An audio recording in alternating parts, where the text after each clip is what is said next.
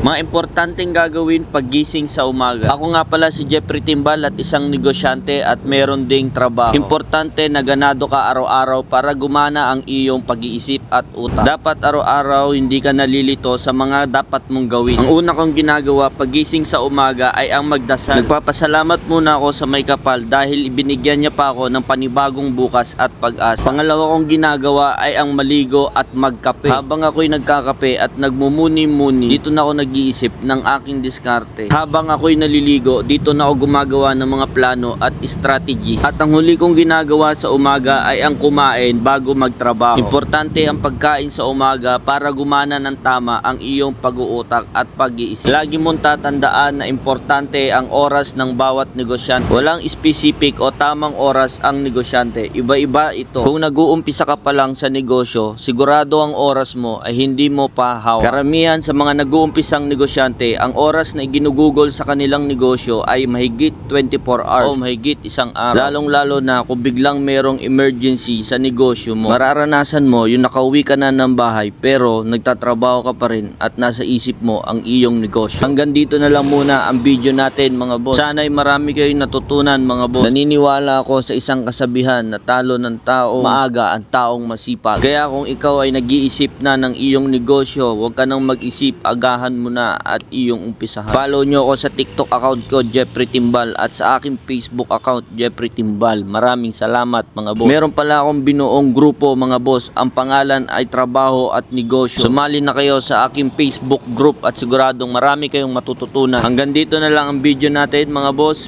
Bye bye.